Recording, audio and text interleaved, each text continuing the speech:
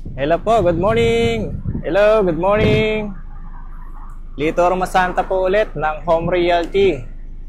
Yan, nandito ako ngayon sa Kamatsili Uno dito po sa General Trias, Cavite. Meron po akong ipipicture sa inyo na magandang bahay dito sa General Trias, Cavite. At napakaganda po ng location. Alam niyo po kung bakit? Nakikita niyo po sa likuran ko, ito yung dating open canal na tinatawag. Kumbaga, dati kasi to maliit lang na daan. Kumbaga, dalawang sasakyan lang yung dating dumadaan dati dito. So, sa ngayon, October 1 po kasi ngayon, makikita niyo po, ang lawak na ng daan dito sa open canal dito sa General Trias, Cavite. Bakit po siya tinawag na open canal? Kasi canal po talaga siya dati. Ayan. Pero yung kanal na po yan, yung ibang part po dito ng open canal, kumbaga tinabunan na nila. Anyway, ang ipipicture ko po sa inyo ay si Lanelo Heights. Kaya po ako nandito sa kalsada or dito sa tapat po ng Lanelo Heights kasi ang ganda ng location niya. Yan, ikot po tayo. Yan. Yan po yung Lanelo Heights dito sa General Trias, Cavite. Ganda po ng location, di ba? Tabing-tabi siya ng ng tawag dito, Daang Hari Road. At dito sa Daang Hari, dito po itatayo yung pinakamalaking SM dito sa Cavite. Ang SM Gentry. Ayan po, SM Gentry. Sa ngayon, ongoing na. And ang maganda, sa SM Gentry, katabi po dyan ang, siguro naan nyo na po ito, nababalitaan nyo na, napapanood nyo sa YouTube, ang River Park, di ba po? Pasyalan po yan, napakaganda. Kaya ang dami pong improvement dito sa General Trias talaga. Pakita ko po sa inyo yung location.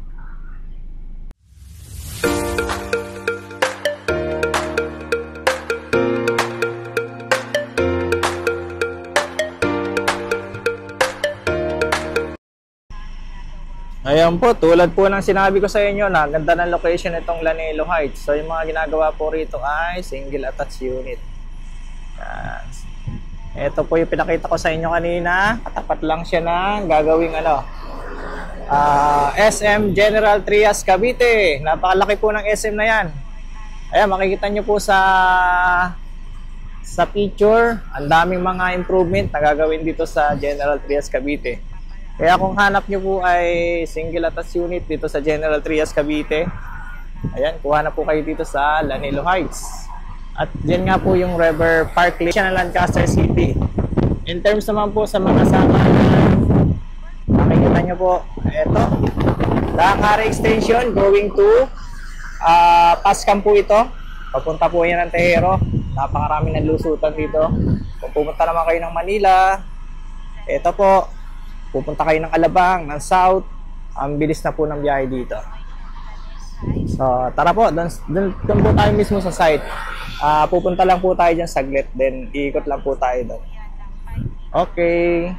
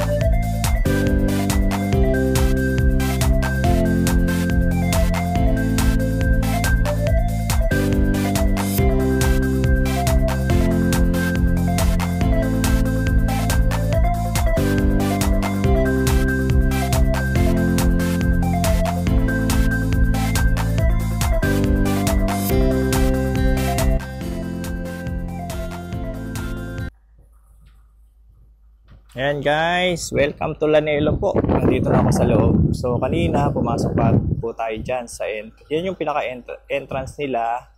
So mula po dun sa, yung pinakita ko sa inyo kanina, sa Daang Hari, pwedeng lakarin. So, estimated po nasa 300 to 500 meters lang. Mula dito sa gate. Tapos ito na yung entrance. So pagpasok nyo, ito yung amenities. So, ang amenities po nila, makikita nyo meron siyang playground, covered court, and basketball court. So, dito po walang swimming pool. Although single attached siya. Pero wala silang, dito, swimming pool. So, marami na pong nakatira dito. Dito kay Lanelo Heights po, 3 klase yung units na pwede nyong pagpilian. Meron tayong si Abby Model. Ayan, makikita nyo si Abby Model. Yung kulay blue, si Brenda, at saka po si Chelsea. Si Chelsea yung pinakamura. So kung gusto nyo ay 3 bedrooms, 2 toilet and bath with carport, andyan po si Abby Model. Kung gusto nyo naman po ay 2 bedrooms, 2 toilet and bath, and with parking, medyo mura ng konti po ito compared to kay Abby, kay Brenda. Kung gusto nyo naman po ay 2 bedrooms, tapos tag dito, ito po yung pinakamura nila, si Chelsea. Ayan. Ito yung community. Medyo maliit lang po ito, si Lanelo Heights. Meron silang phase 1. Ito nga po yung pinatatayuan natin. And sa kapila, yun naman po yung phase 2. So, makikita nyo po sa mapa, yung phase 1 at saka phase 2, dadaanan po kasi ng Calax yan eh. Pero makikita nyo, meron na siyang mga pader dito. Yan po yung dadaanan ng Calax. Kaya napapagitnaan siya ng yung phase 1 at saka phase 2, ayan. Napapagitnaan siya ng Calax. And ang katabi po nitong subdivision si Elliston Place. Kung familiar po kayo dyan si Elliston Place. Pero sold out na po dyan. Okay? So, ngayon, medyo mahaba po itong video to. Sana tapusin nyo. Kasi 3 units po yung ating papasukin. Ayan. Yun nga po, location nito sa Barangay Pasong Kamatsili 2, dito po sa General Trias, Cavite. Ayan, unahin natin po si Brenda Model. So lahat dito, single attached unit. Ayan, si Brenda. Ito yung itsura po ng bahay niya.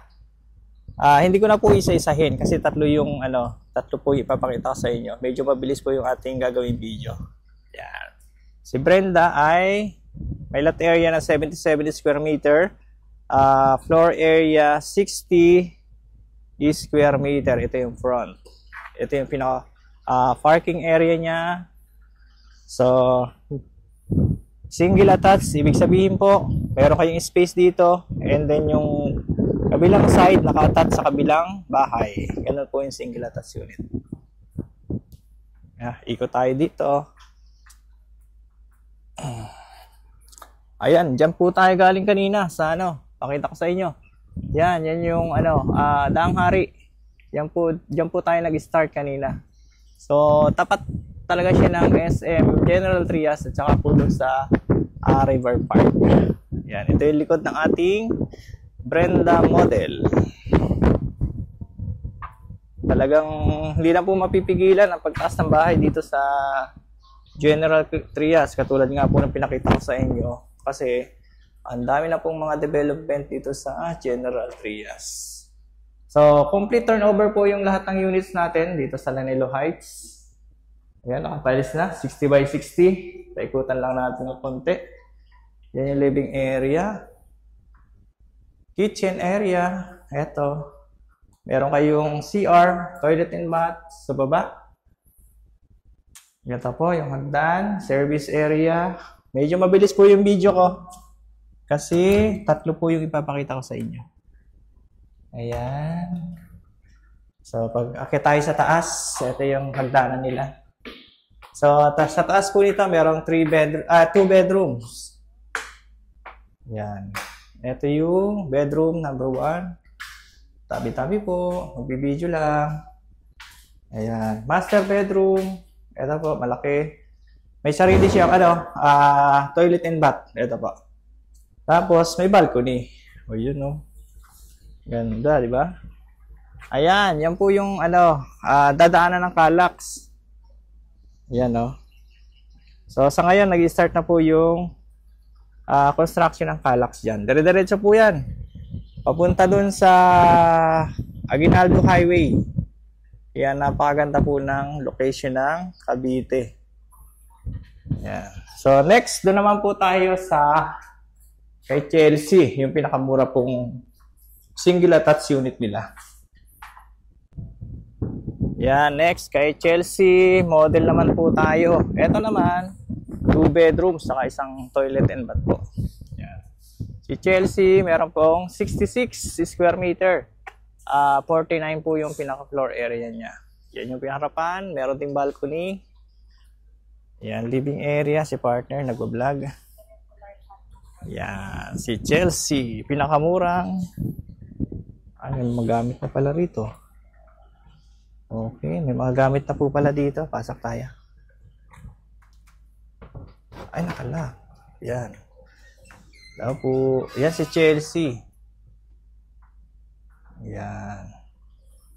So, ito yung pinakamurang single attached unit po nila. So, kapag na-turnover yung unit, dress up model para may idea po kayo. Yan. Okay, CR, toilet and bath, kitchen. Ito po yung service area sa likod. Hindi natin mabuksan, dito na lang. Yan. So, nasa 1.5 po yung likod. Tapos yung taas po nito, 2 bedrooms sa taas. Ayan. So, dress up model pala to. Okay. Ayan, oh. Ayan, oh. So, ito yung bedroom number 1. Wala po tong CR sa taas. Bedroom number 2. Pero meron siyang balcony. Ito yung balcony. Ayan po. Hello. May lion dito. Okay, next. Si ano naman po yung ipapakita natin. Si Abby model. Ito po yung pinakamalaki nilang unit dito. 3 bedrooms, 2 toilet and bath, sa may parking, and may balcony. Sa ngayon po, walang Abby model na available na bukas. Pero ito po siya. Yan si Abby. 3 bedrooms nga po yan sa taas. Kaya lang hindi tayo makapasok. Dahil sarado pala. Yan. So, ang price po niyan ay nasa 5.3M. 3 bedrooms, 2 toilet and bath, tsaka meron siyang balcony. Yan. Okay. Ayan guys, kung nagustuhan nyo po yung mga unit dito sa Lanelo Heights, yung mga ganitong klaseng bahay po yung hinahanap nyo, single attached unit, location dito sa General Trias, patripping na po kayo. So marami tayong mga available units po dito, mga pre-selling. Actually lahat po dito mga area po na dito sa phase 1. Ayan. So pwede nyo na pong lipatan yung mga bahay dito sa phase 1 kasi mga gawa na po dito. So sa phase 2, meron po tayong mga pre-selling, yung pinakita ko po sa inyo kanina doon sa kabila. Yun naman po ay medyo mahaba-haba yung down payment na babayaran nyo. Okay po. So, once again, this is Lito Romasanta po ng Home Realty. And sa mga magpapatripping po, comment lang po kayo sa vlog na to. Then, meron po tayong mga pre-service, mga pick-up location ko sa Manila. Ayan. So, thank you po and God bless sa ating lahat.